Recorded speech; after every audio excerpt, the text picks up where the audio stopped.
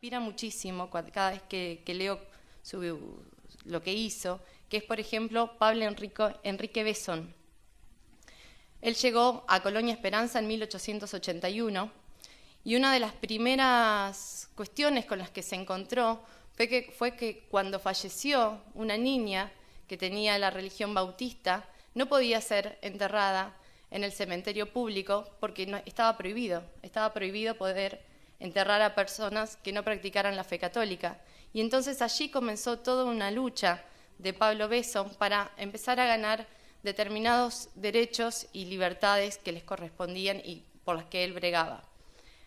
Besson fue un constante luchador de la libertad religiosa en nuestro país, se oponía a las cuestiones de tolerancia, porque decía que la tolerancia era un favor, pero en cambio la libertad religiosa era algo que correspondía por Constitución.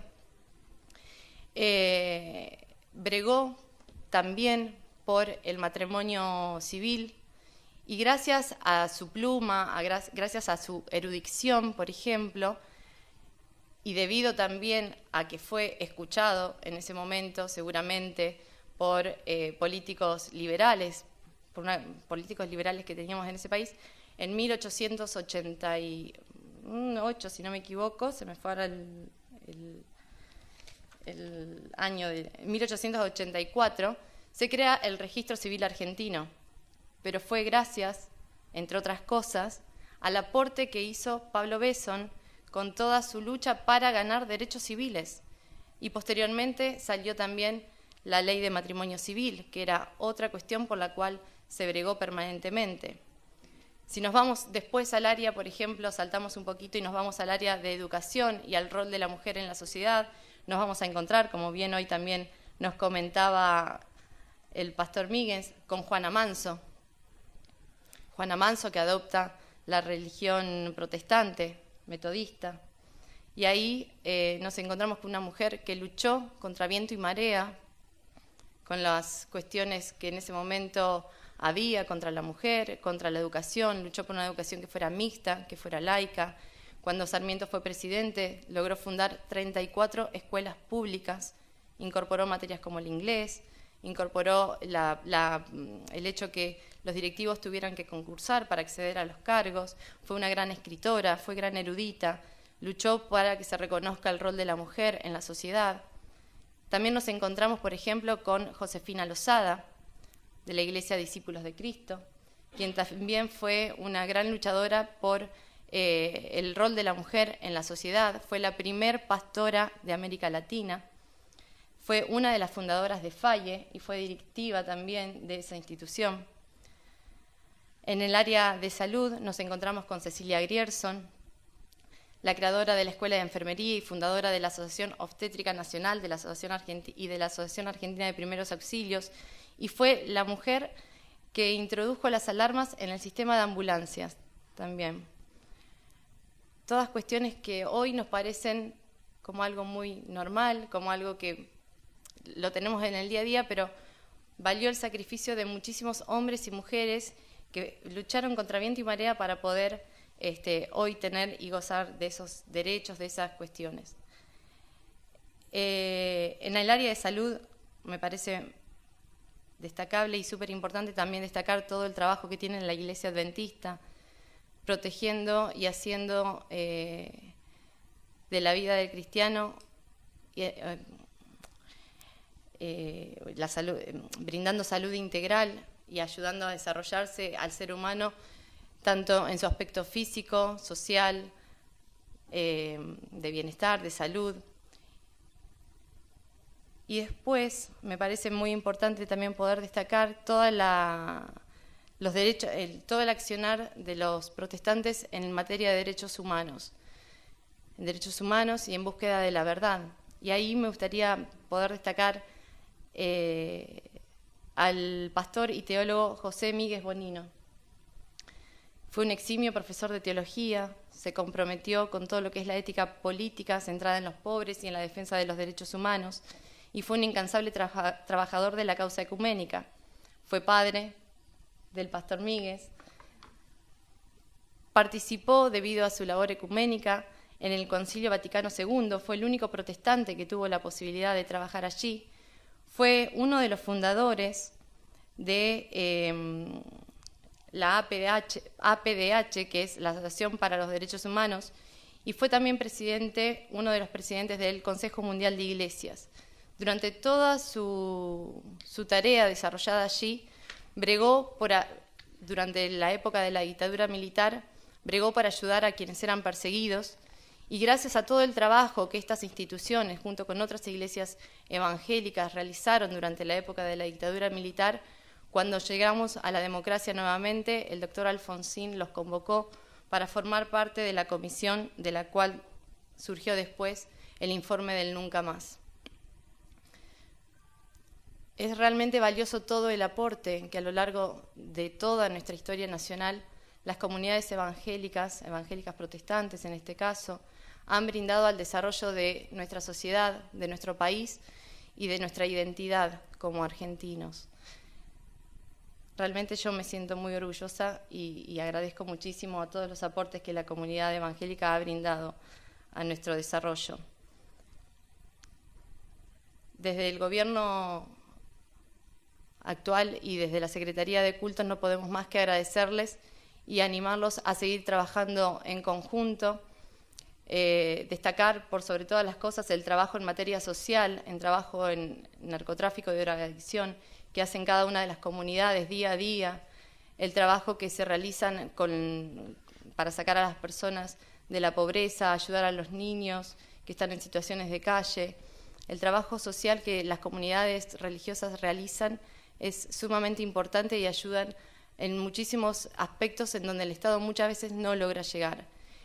Me parece que es súper importante poder trabajar en conjunto, en una óptica que sea de cooperación y autonomía permanentemente, en donde cada uno pueda apoyarse en el otro para poder seguir avanzando y tener cada día una sociedad más justa. En este sentido es que también estamos trabajando permanentemente, lo hemos, como les comentaba al principio, el año pasado comenzado a trabajar en el proyecto de libertad religiosa, porque creemos que es una deuda histórica que tiene el Estado con todas las comunidades religiosas, y este año hemos ingresado al Congreso de la Nación en el mes de junio este proyecto que, como les comentaba al inicio, busca derogar la actual ley de cultos para pasar a una nueva ley que abarque más ampliamente todos los derechos que se desprenden de la libertad religiosa y que además quite el hecho de que sea obligatorio el inscribirse al registro para que pase a ser una cuestión optativa, voluntaria. Pero bueno, de eso vamos a hablar en el panel de la tarde. Así que les agradezco muchísimo y le doy la palabra a Omar, que seguramente tiene mucho más para decirnos.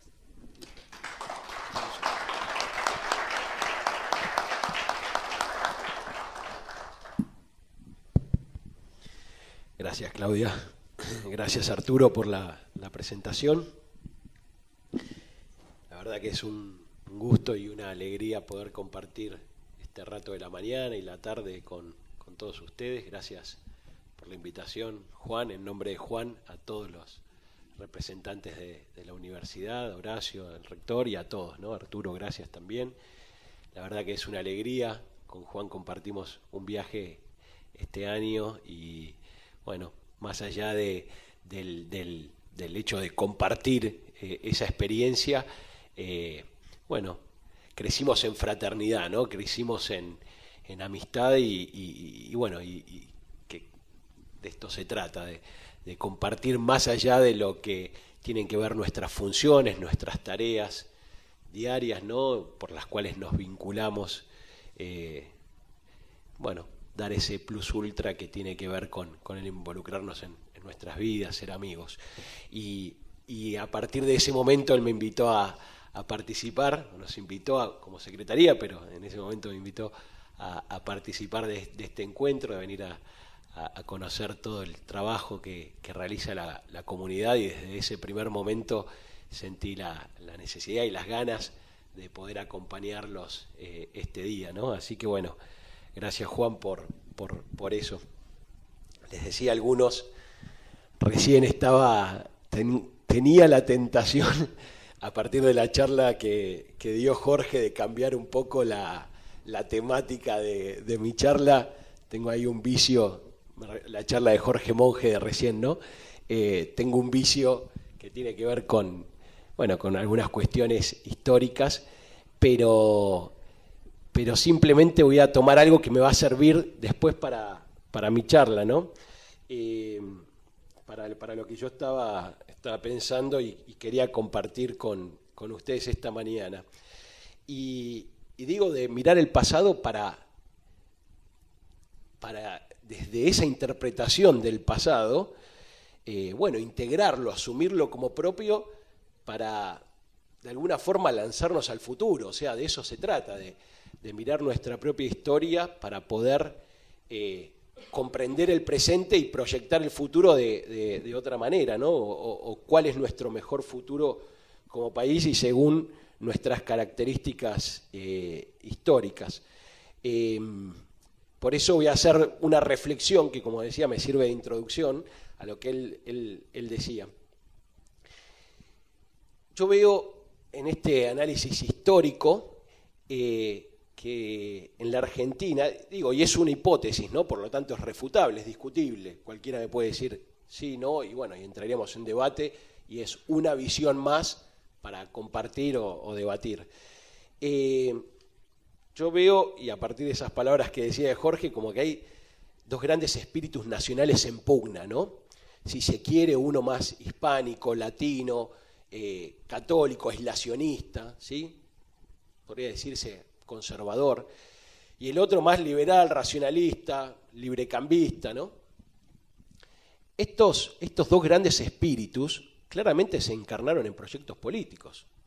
O sea, en la Argentina, en la historia argentina, se encarnaron en proyectos políticos, llamémoslo unitarios o federales, peronistas, antiperonistas, o sea, en distintos momentos históricos uno puede ver cómo esos proyectos políticos se incluso pugnaron, tensionaron la convivencia social y política, y a veces en forma caliente, o sea, poniéndole sangre a nuestra historia, y otras veces no, en forma fría. O sea, sacándole la sangre, no la pugna, no la tensión histórica. Por eso, y acá es donde y para concluir este modo de presentación, ¿no?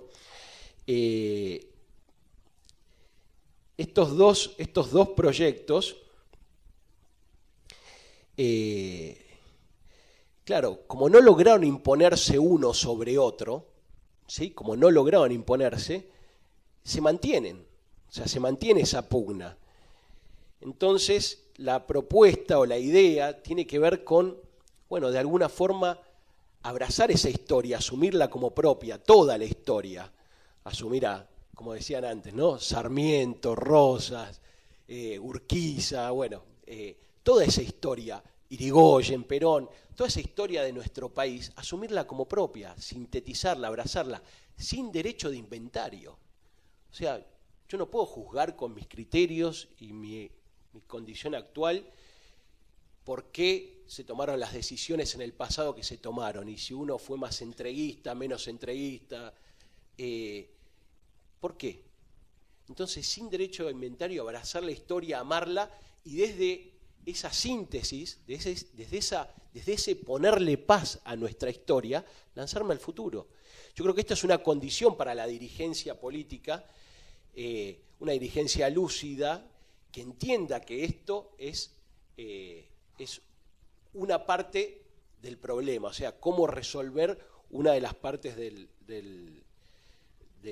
problema que vivimos histórico en la Argentina. Concluyo con esto de que debe ser integrador del pasado, debe poder tomar con orgullo y amor toda la historia, los logros, lo bueno, los fracasos, lo malo, debe respetar los dos espíritus y se debe encarnar en una gran síntesis, en un gran espíritu nacional. Donde en un país, como decía Claudia recién, ¿no? Donde casi el 75% de la población tenemos un abuelo, uno de los 4 abuelos inmigrantes, nuestra patria y la bandera está en el futuro. O sea, y acá es donde donde, y esto tiene la intención de provocar, pero también de proponerles un proyecto de vida en común, ¿no? De ponernos de acuerdo, como dicen los americanos, ¿no? En los acuerdos fundamentales, ¿no? Esto, desde mi punto de vista, insisto, es discutible, pero debería ser un acuerdo fundamental sobre los que nos podamos parar. No voy a abundar mucho en esto de la historia de la libertad religiosa, simplemente agregaría o ponderaría de manera muy especial la clarividencia que tuvieron nuestros convencionales constituyentes cuando defendieron con tanta, para la redundancia, claridad, con tanta inteligencia, con argumentos tan lúcidos, ¿no? Este valor nacional, esta virtud nacional, ¿sí? Digo nacional, no digo república, digo nacional por la esencia, por el ser nacional, ¿no? Que es la libertad religiosa y la consecuente buena convivencia interreligiosa que experimentamos en nuestro país. El objetivo, el logro de esta Constitución amplia, abierta y generosa, realmente fue proyectar una Argentina inclusiva, ¿no? Donde verdaderamente había una necesidad en ese tiempo, que era la integración, ¿no? Integrar al ser nacional. Imagínense, tanta inmigración que ya empezaba digamos, que ya había en la Argentina, pero que se iba a intensificar a partir de las ideas de muchos pensadores, ¿no? De, como dijeron recién, de Alberdi, entre otros, ¿no? Como decía Jorge, que de monje no tiene nada, ¿no? Porque fue bien provocador con algunas de sus ideas. Bueno, esta vocación de integrar y de atraer a la inmigración era un objetivo político, ¿sí? Era un objetivo político de ese momento, para hacer crecer a la Argentina. Entonces, en ese momento, la integración era un tema crucial, ¿sí? Integrar a la población. Yo creo que hoy, desde nuestro lugar, el desafío tiene que ver también, o sea, viendo en perspectiva esta historia nacional, ¿no? Habiendo logrado la integración, es, desde mi punto de vista, lo que sigue, que es la contribución. Y ahí es donde, también a modo de invitaciones, bueno, ¿cómo contribuyo yo desde mi espacio, desde mi lugar, a esta historia de integración? La reconozco, la hago propia, cómo me lanzo hacia el futuro desde una contribución, ¿no? Y en este sentido creo que el diálogo y el encuentro interreligioso es un camino que bueno, en cierta medida genera como un sustrato, como una base favorable para dar esos pasos de contribución. Muchas veces nosotros nos gusta hablar de cooperación interreligiosa, ¿no? Hablamos con Juan en ese viaje, ver cómo generamos espacios donde verdaderamente podamos proyectar trabajos, ¿no? Acciones comunes, cada uno desde su creencia religiosa, sin la intención de, yo tengo claro mis convicciones religiosas, mi identidad religiosa, ¿no? La fe, que es un don, ¿sí? Yo experimento eso, la fe es un don de Dios, ¿no? Que en determinado momento de la vida de cada uno de nosotros se hizo presente, o sea, cada uno descubrió en su relación personal con esa deidad. Yo lo llamo desde mi visión mi encuentro personal con Cristo, ¿no? Y otro lo hará desde su, alguno lo llamará Yahvé, Jehová, Alá, ¿no? Cada uno desde su creencia, bueno, cómo es mi historia de fe, ¿no? Y bueno, y lanzarnos, decía, sin intentar, Al contrario, esta es lo fantástico que tiene el encuentro, ¿no? Sin intentar que el otro cambie su perspectiva, su visión, su tradición religiosa, sí permitirnos generar acciones comunes, ¿no? Acciones que tengan que ver con un compromiso social, con una transformación de la realidad, desde una mirada, como siempre decimos, humanista del mundo y de la vida, ¿no? Obviamente, cada uno le agregará, no sé, desde mi visión, el humanismo cristiano, pero no es muy diferente al humanismo judío, al humanismo musulmán, al humanismo de cualquier otra tradición religiosa, ni siquiera al humanismo agnóstico, ¿sí? Porque podemos coincidir con aquellas personas que en tener una visión humanista del mundo y de la vida y compartir trabajos y acciones que tengan que ver puntualmente con lo social o con cualquier otro campo de estudio, ¿no? También mucho hay de eso. Hoy yo veo con mucha preocupación y les diría que, haciendo un análisis, el mundo va en una corriente distinta a esta experiencia que nosotros tenemos de país, ¿no? Esta experiencia histórica y que, como decía antes, se transforma, es un activo nacional, una virtud nacional. Hoy se instrumentan, ayer en tiempo pasado, genérico, se instrumentaban conflictos, guerras, desde concepciones ideológicas, con motivaciones de dominación, ¿sí? Hoy el factor religioso empieza, desde hace ya unos años atrás, empieza a tomar una dimensión que realmente no existía antes, ¿sí? El factor religioso empieza a instrumentalizarse para enfrentamientos y conflictos bélicos, ¿no? Llevando a esas posturas a fanatismos, a fundamentalismos que ponen a las partes en extremos irreconciliables. Realmente se polarizan tanto esos extremos que llega un punto donde lo que queda es el exterminio del rival, ¿no?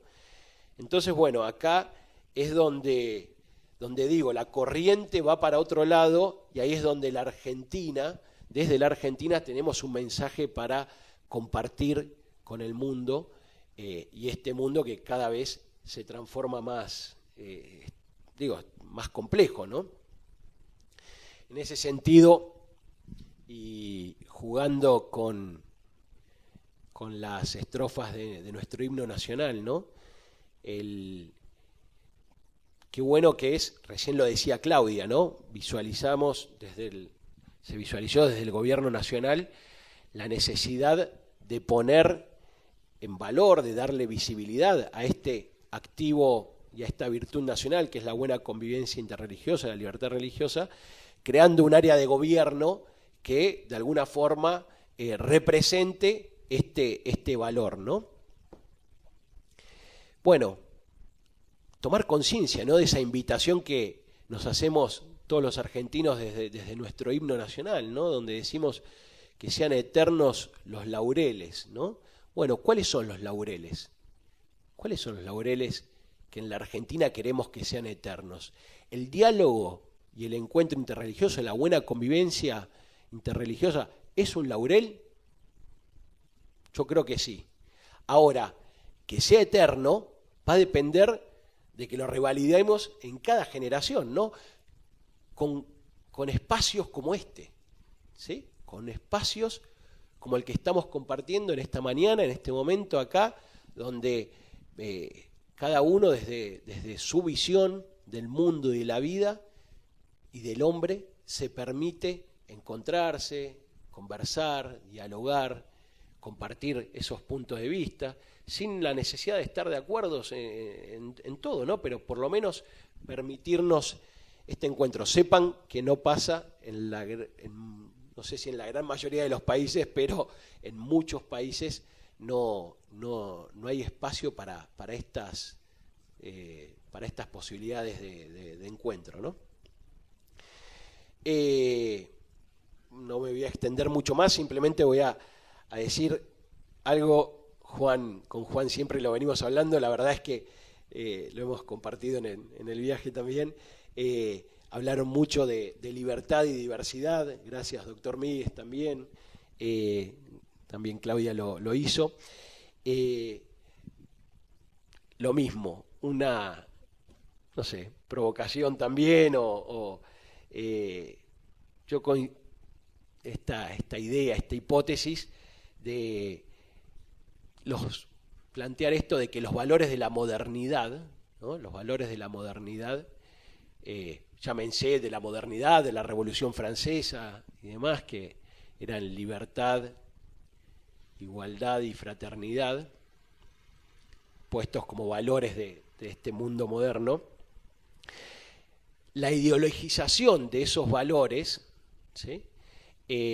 Llevó, desde mi punto de vista, a una crisis en el hombre, ¿sí? A una crisis en el hombre. Y esa es la invitación también a revertir, a pensar, a discutir, ¿no? Tanto la libertad como la igualdad se encarnaron en proyectos políticos, económicos, sociales, culturales, ¿sí?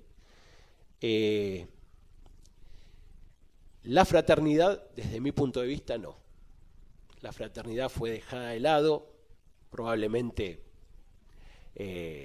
deliberadamente, digamos, y es lo que, desde mi punto de vista, es lo que generó tantos vacíos en el hombre, tanto enfrentamiento del hombre con el hombre, ese hombre que se aísla, que queda incompleto, que necesita respuestas y no las encuentra, ¿no? Y que tiene su consecuencia muy práctica. O sea, hoy 245 millones de migrantes por causas religiosas, políticas en el mundo, más de 65 millones de refugiados, ¿sí? Esto nos interpela, o sea, nos lleva a cuestionarnos, ¿no? Este camino en el que estamos, ¿no? Esta pérdida de la orientación humanista, ¿no? Y creo que el desafío tiene que ver con esto, ¿no? Con revitalizar la urdimbre social en todos los niveles, el pueblo, el barrio, la ciudad, la provincia, la nación, la región. La propuesta es esa, y desde una mirada donde podamos conceptualizar, donde podamos identificar por dónde pasa esta invitación a vivir de modo más fraterno, ¿no? ¿Por dónde pasa Yo creo que hay elementos, que hay contenidos, que hay fuentes para hablar de una doctrina de la fraternidad. Sin ir más lejos, nuestras fuentes religiosas, o sea, desde nuestros libros religiosos o quienes creemos en tradiciones abrahámicas, ¿no? Mirar esa historia de salvación, ¿no? Del pueblo de Dios. Claramente uno puede ver no solo la experiencia de lo que es la condición humana, ¿no? En la historia del hombre, sino esto de poder identificar una visión donde el hombre se encuentra con el hombre y poder en ese reconocimiento, digamos, de esa historia común, poder reconocer que tenemos esas fuentes para poder nutrirnos, para de esa forma analizar y resolver cuestiones con el pasado, y con esas fuentes resolver cuestiones del presente y del futuro, ¿no? No solo me refiero a las fuentes, a los libros religiosos, ¿no? Que son una fuente de suma importancia, sino también a lo que va produciendo cada una de nuestras tradiciones religiosas, ¿no? En cuestión de contenido para esta mejor convivencia humana, ¿no? Entonces, bueno, también tiene que ver con, de alguna forma, poder vivir esta invitación de la fraternidad, que como decía, no es teórica vivir la fraternidad, se vive, se encarna, se comparte, y creo que es una misión a la que todos estamos llamados, ¿no? En esto decía, ¿no? Hay un montón de líderes religiosos y sociales que pueden encarnar esta visión. Yo personalmente, y acá convoco, o sea, traigo los pensamientos también del Papa Francisco, ¿no? Que en este sentido, en lo personal, es un referente, que es una persona que vive con mucha libertad su fe y se permite ir al encuentro en forma permanente. Y él nos invita a esto de que la fraternidad nos permite reconocernos a los que somos iguales, como personas diversas. O sea, tenemos esa libertad, sabemos que somos iguales en esencia, en dignidad, en libertad, en nuestros derechos fundamentales. Somos diversos, tenemos creencias distintas, pero eso es lo que precisamente nos va a hacer mejores hombres, ¿sí? La religión no es el problema, es la solución, es la respuesta, ¿sí? Desde mi punto de vista y desde seguramente el punto de vista de muchos de los que estamos acá. Así que bueno, no me quiero extender, muchas gracias por esta invitación, por poder compartir este rato y bueno, quedamos abiertos a preguntas, a reflexiones, a lo que quieran compartir con nosotros. Gracias.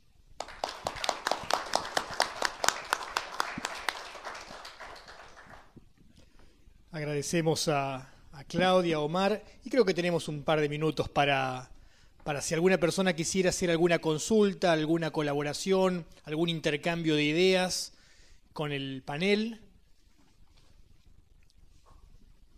Profesor. Si hay ya la posibilidad de anticipar algunas ideas respecto de la futura ley de la cual estamos hablando. ¿Esta tarde se va a hablar de eso? Sí, hoy a la tarde en el panel de las 15 vamos a contar cuáles son las novedades que introduce el proyecto de ley de libertad religiosa.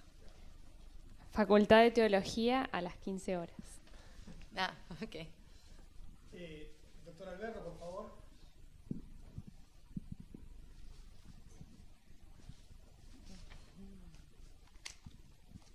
Gracias. ¿Tenemos 3 o 4 minutos? Sí. Porque los que amamos estos temas es tan apasionante que uno quiere intercambiar, ¿no?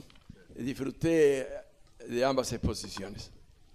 Gracias, Claudia, por esas pinceladas históricas, recordando nombres desde Pablo Besón hasta Miguel Bonino. Quería decir respecto a la ley, el proyecto de ley de libertad religiosa, que ustedes, por el ámbito en que trabajan, pueden tener cierta influencia.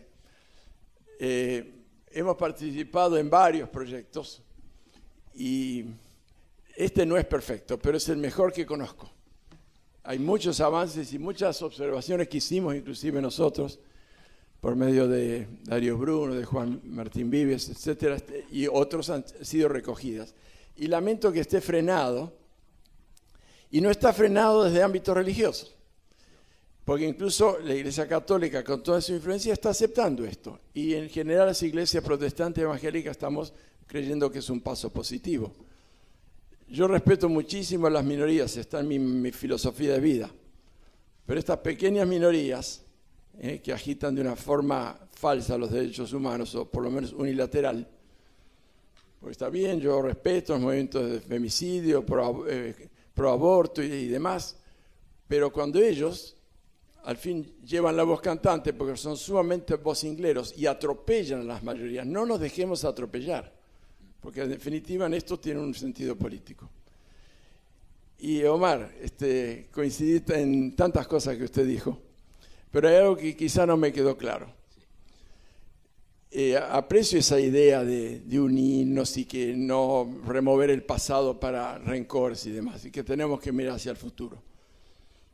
Usted menciona desde Rosas hasta Urquiza y desde Irigoyen hasta Perón, pero no me quedó clara la idea de amar cada episodio del pasado. Creo que no debemos remover el pasado para mantener rencores, pero no me siento preparado para amar un régimen que mató y desapareció 8.600 personas, de acuerdo al informe de la CONADE. No son 30.000, pero aunque sean 8 es gravísimo, y que persiguió a los testigos de Jehová. Que estoy en las antípodas, pero debo defenderlos. No me siento preparado para amar, más reciente, a un régimen que en forma escandalosa de la corrupción se robó todo lo que ha costado vidas, etc. O sea, debemos aprender del pasado para no repetirlo en el futuro. Tal vez no le entendí su expresión de amor. Amar la historia, digo, no los hechos de la historia. Amar, digo... perdón. No, me refería a amar la historia, no los hechos históricos. O sea, una mirada crítica, ¿no? Obviamente, de la historia, no con una mirada crítica. Eso es clave, eso no, yo tampoco me inscribo en ese lugar. Sí, lo que digo es, o sea, es parte de nuestra realidad histórica. Entonces, frente a eso, bueno, conocerla y como dije antes, evitar los errores del pasado, ¿sí? Ponerle la luz a la historia. Acá nos equivocamos, acá la pifiamos feo, esto no puede volver. Pero cuando digo amar la historia es sin derecho a inventario, como decía antes, yo no puedo desde mi lugar, digamos, puedo hacer la crítica histórica, ¿sí? Eso es más que válido, pero sí la tengo que asumir como parte de mi historia. Yo no puedo desentenderme de que eso fue mi historia, ¿sí? Mi historia nacional. Aunque la critique, aunque no esté de acuerdo y aunque, o sea, no la puedo negar. No puedo caer en un negacionismo de que eso pasó, de que hubo esa cantidad de desapariciones, que bueno, todo lo que usted describió, doctor. O sea que comparto con usted. Por eso quería aclarar que no es amar esos hechos históricos, ¿no? Gracias por la aclaración. ¿Alguna persona más que desee comentar algo o hacer alguna consulta? Si no, entonces estaríamos agradeciendo la participación de ustedes y gracias por acompañarnos en este día. Muchas gracias.